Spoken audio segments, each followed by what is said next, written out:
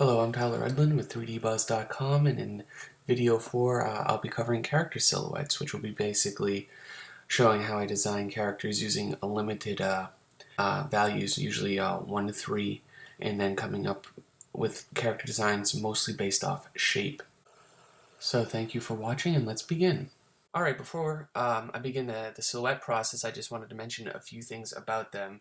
Um, Silhouettes are the character's overall shape are pretty much the first piece of information that a viewer is going to pick up and take away from the character, and it will, essentially dominate the character design in most ways. So, if the silhouette isn't good, the rest of the character probably won't matter as much. So I'm gonna try to start with um, simple shapes, and essentially just use kind of like one, maybe 4 or 5 values to pick out the major um, design parts of the character. And so what you see here on the screen now is just some list of parameters I set for myself up beforehand, and I recommend doing this for everybody. The more parameters you can set up for your character, basically describing them before you actually know what they look like design wise, the better. Because for each parameter you add, that basically means it's another obstacle. For you to overcome in terms of design, and the more obstacles you have to clear within the design, the more creative you basically become. Because when you set up an obstacle or a parameter, it basically becomes a rule, and the more you have, the more you got to think. Limitation drives creativity is what you want to take away from that. And so I'm going to go with an asymmetrical design. I want to do a hood or interesting hair design. I'm going to do like a medium height and build. This will be a female, as you know, and I may go with the colors black, red, and white. I'm not going to bring colors into this stage, but this is something I have in mind. They're not set in stone yet. And I want some foreign aesthetics compared to the rest of my characters. I want this character to look like it's, like she's maybe slightly out of place from some of the other ones. I mean, I'm going to have all kinds of crazy character designs, but this one I do want to somehow convey a little bit of foreignness to her. And she's going to be small, but in that regard, deceptively powerful. So she should be able to pack a mean punch. And on top of the interesting hair design, silhouette wise, I wanted to have a distinguishable cape or scarf. So with that said, let's move on. Alright, so I always start this process by opening up a new canvas. Doesn't really matter the size. I think this one's probably around 2 to 3,000 pixels wide. And I just start blocking out basic figures with kind of like a thick brush. You can turn opacity on or off for this. It's really a personal preference. I kind of use a combination of both. As you see, I'm trying to use a bit more of a harsher one, and I'm just trying to, in as few strokes as I can, that's always a challenge, but just block out how the basic components of the outfit will look. And silhouette thumbnails are among the most helpful and productive methods of design when it's necessary to produce a large quantity of variations of these concepts, and especially if you're under a time constraint, because they just go so quick. I mean, some guys can probably do these in a minute or two. I think on average, mine took around, closer to 4 or 5 minutes, because I was just so, I lacked, even though I had a focus and I set some limitations, I did lack a certain idea of direction on these. Just too many possibilities, so I did spend a lot of time thinking about them. And sometimes some of these, sometimes you just want to keep your brush moving and do a little less thinking and just see what kind of comes out naturally. I mean, it's not a necessity to design a creature or character purely based off, the silhouette shape, but it certainly helps. Yeah, most of the time, at least subconsciously, I'm thinking about how it's going to read from a distance, or how it will look, or how the character will look standing amongst a line of other characters from the same IP or franchise. A good example of silhouettes done well would be the characters from the game Final Fantasy VII. You have Cloud with the big spiky hair and the signature huge sword, Buster sword. There's just, and then Barrett, the big sidekick guy with his gun arm is burly, and then you have Red 13, the wolf character.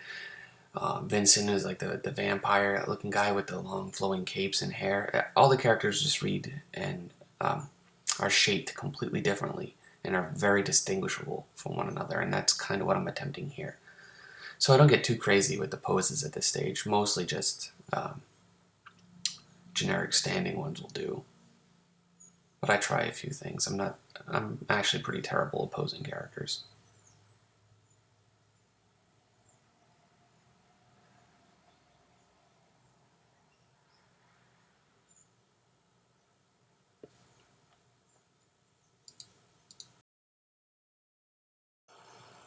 And depending on the project and the art director, these types of sketches aren't even seen by most the other people on the team or even the art director themselves sometimes. Because this is, as you kind of see here, this is very pre-production in terms of the phase. And I think even most of the time it's generally only seen by the actual artist, just so they can work out some design ideas, and then they'll show what I do a little bit later is the comprehensive sketches, and most of the time I think that's what ends up going to the art director. And the silhouette doesn't even need to be as clean or clear. It's not totally sharp. These are really rough at this stage, and that's kind of the point of them. So I'm not going to focus on cleaning these up at all, but more or less along the lines of, slightly expressive even. And the point of when you're going quick like this is to kind of, your eye in looseness and the kind of like the sketchiness of it, your eye might see some of the more chaotic and textured shapes, and you can identify them and just draw them out as part of the armor design or the character design themselves. But it being kind of loose and free, kind of flowing with this is where a lot of the fun can come in as well. And that's the point. You want to have fun with these at this stage and just do a lot of exploration. Now, if I were just to focus on the details or even just the character's face, the smaller aspects of it, like I did with the essence of the character, I will not find the design as a whole, and it will be really difficult to find kind of like the iconic or striking shapes that will set the character apart.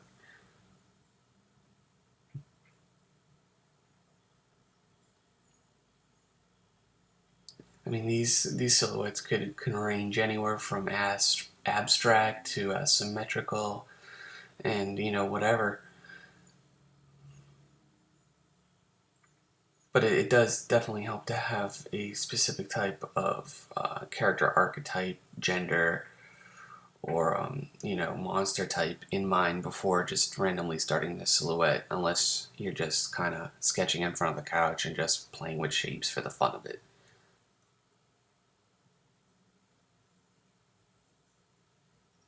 And personally, one of my favorite aspects of this stage is I really don't have to focus on the hands, the feet, and the eyes. All those anatomical intricacies, sorry, that are kind of really difficult and may take some reference to get right. And getting reference just adds more time and stuff to the image making process, so that leaving that aspect out of this phase just speeds it up. You can always go back later and work that out. And the fun part about this really is when you do have some of the gaps in your mind and imagination, and just kind of fill in the blanks, more or less. Yeah, so I'm just really just exploring different head shapes or ways to have the hair coming out. Hoods, there's just the free hair, there's helmets. Too many ideas.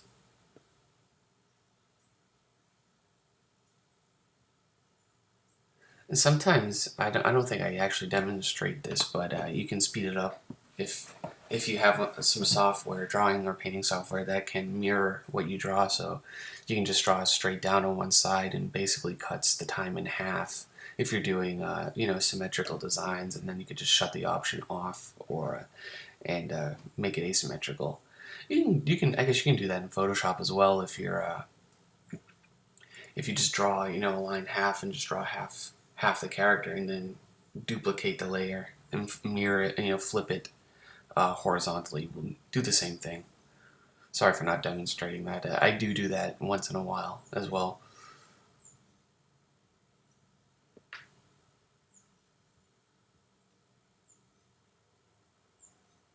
But as I mentioned before I started drawing all this, and I can't stress this enough, it's very important to recognize the needs of the design,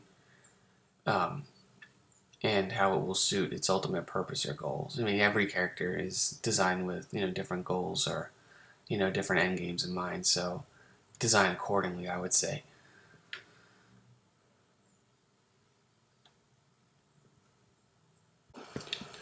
And again, I did a slight brush change to kind of switch up the brush strokes and mark making on this to keep it interesting for myself and to see if a different brush will help me figure out a different solution for the character. And that's also one of the most of my why I like this stage a lot the most is it honestly doesn't take much technical skill to do these. You can see that. I mean, these are little scribbles and doodads and just little loose rough drawings. They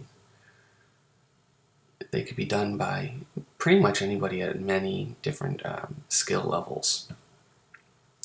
So you can work out the design on a simple in a simple phase like this, and depending on your skill level you can decide where to take it from there or what your style you want to use, but it's fairly flexible, and that's what's good about this.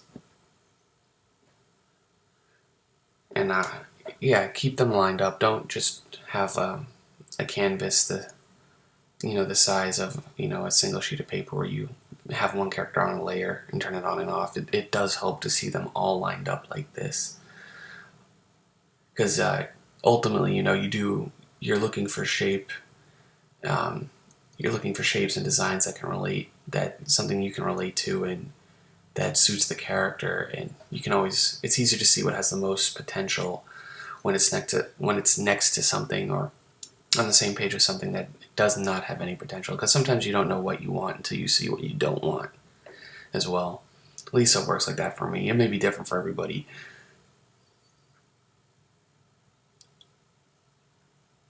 I'd say if you take away one thing from this part of the video is just at least get the proportions right for the character that you're silhouetting. Like, if it's a big fat dude, make sure he looks kind of big and fat, and if you're doing a girl, make sure the stick figure or whatever, the mannequin that you base the figure off of is feminine. That's probably just the most important thing to remember at this stage. This type of silhouette design is definitely used in most movies and games and animation. I'd actually even say it's less important in a typical live action film, because everybody's costumes and looks are much more practical than, say, in a video game where things get a little more creative. And this is definitely true as well with animation. Characters have to be animated, and although with the computer technology the way it is today and everything's not done by hand, so to speak, it just helps to have a nice fluid design, and it's just easy to get caught up in the little details. And while details are nice, they're not the most important thing for defining a character. And if sometimes I do start with the details, and then I just lose track of the important aspects when that happens. So I'm sure we all do that.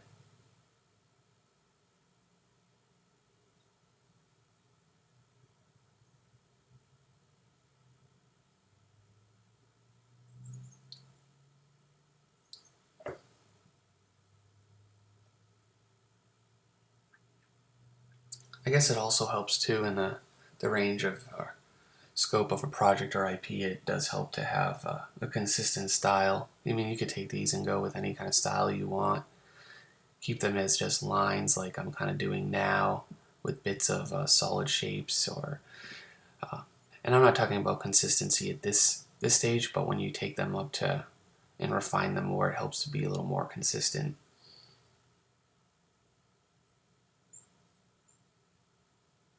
That way, when you are consistent with all the strong design elements are clearly uh, different from each other and easy to read.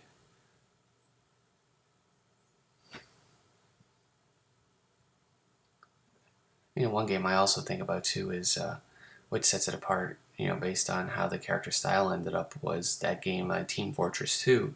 It's a first-person shooter, but what really sets it apart from the sea of other ones out there is definitely the style of it and the proportions of the characters. And what is it? The game has like 9 classes, and since they have the unique play styles, the characters definitely reflect that. And when you look at that class or the character design, you almost immediately know what they do. And if you don't, you just have to put it in a line next to the other characters in the game, and you can definitely see more or less their role. You get the big gunner guy, the guy with the gadgets and the heavy weapons specialist, or kind of like the sneaking guy, the stealth dude. It's generally kind of important. It doesn't happen all the time, and even not so much even with this character I'm drawing now, but it's ideally it'd be great if someone can identify your character's profession, goal, or purpose by just looking at their silhouette or design. That's what you want to keep in mind anyway. That'd be like the second thing I would say take away from this, besides getting the proportions right, is see if you can nail the character's profession through silhouette.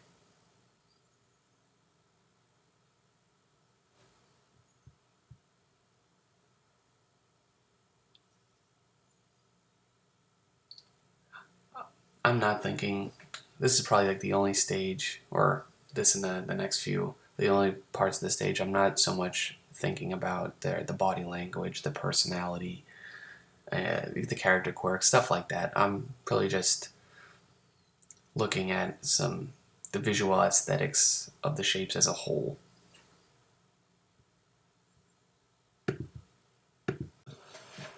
It's also important to note, as I'll show here, designs by silhouette can also be used for environments and buildings, architecture, anything really. So there's all kinds of applications for this approach.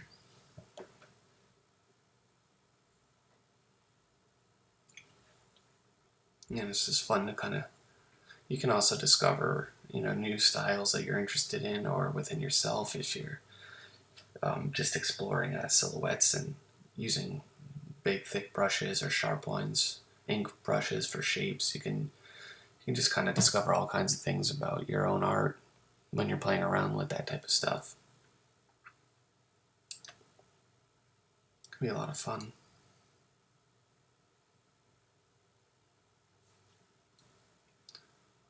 Oh, one thing I'm terrible at is boot design. I get up, I spend all my energy on the upper character, and I get to the bottom, and honestly, there's just so many times I'm just like, what do I do now? Not my strongest ability, but it is important to make sure that the design as a whole is cohesive.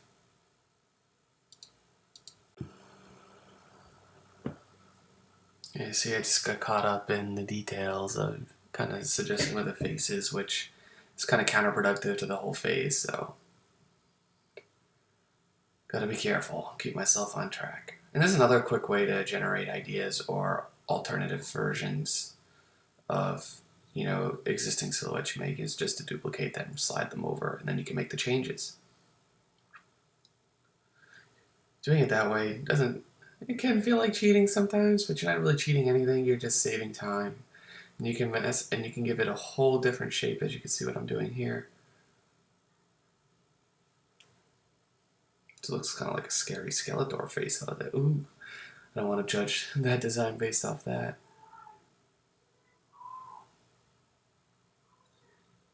It's a little bit more challenging to keep it at, 2 or even 3 values, which is why I have a lot of areas of gray in there, because I did have an opacity setting with a lot of my paintbrushes here, and I didn't turn it off. But it can be just as effective, as long as you keep it quick and suggestive.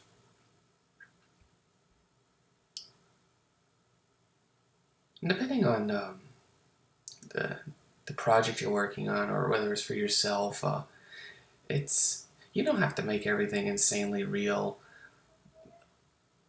or realistic.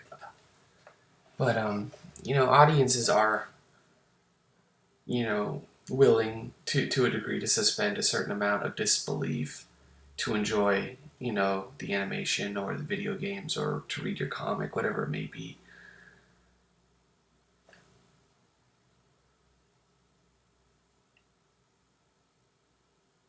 I mean, that's something like what's his name, Wall-E, the Pixar movie. We can suspend a certain disbelief that he's kind of self-aware and he kind of does his own thing and he's like a little robot, but at the same time, he does obey all the laws of physics. So you have to basically ground every design in reality to some degree or another. They have to have a weight, and depending on how far you take your design, the way they stand, walk, run, fight even, and their visual appearance or body language just ultimately have an appearance of weight. So I guess to take away from that, not that it's insanely important at this stage, but I'm more or less just filling in general thoughts I'm having while watching myself doodle like the 8th guy or whatever this is here. It's just whatever the character creature may be, make sure that they would, based on their design, actually would be able to move realistically based on the shape of their body.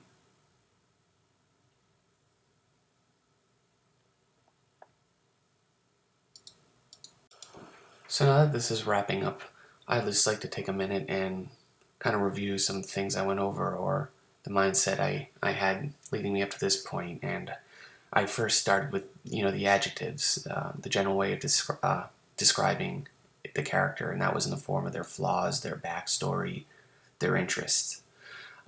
And then we started out this video with defining some of their key features. For example, it could be the head shape, the gender, a defining piece of the character's equipment or armor. And now I'm on the doodle phase. So just think of designing characters to start off with in those 3 initial steps. And you could just write those out in a piece of notebook paper, and kind of be easier for you too. The adjectives column, a features column, and then a doodles column, if you're just going to stick to one sheet just to get your quickest ideas down, and then you can kind of take it to this level and then do an essence of the character sketch if you want.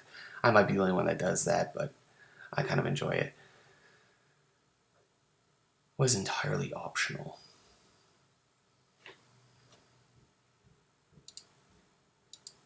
Still, the hardest part or most challenging aspect of character design for me is breaking out of the stereotypes and making them truly unique. And this can and I have to give it more thought myself, but generally this part would come after this phase when you're doing a more comprehensive sketch. But it's always difficult to break away from all the knockoffs and the similar characters of their archetypes and stuff. One way of doing it, you might just want to flip a couple of the features, to match their personality or style. Always just definitely breaking away from the symmetry of a character helps. Like, you know, for example, you have a dog with like two different ears. One might be bent in a funny way and something like that. Spots around the eye. Puppies or dogs are generally a great way to gauge, you know, different types of personality quirks. I mean, you can look at a little dog and kind of get a good vibe from them. Or, you know, irony could be a fun addition as well. Like you could take a strong personality and give them quite an obvious weakness, or sometimes it's the just strange absurdity or the abstractness of something as well, but just food for thought, more or less. Anyway, in the next part of the video, I'll be lining up all the silhouettes I did, and we'll be reviewing them and kind of taking a couple notes, so thank you for watching.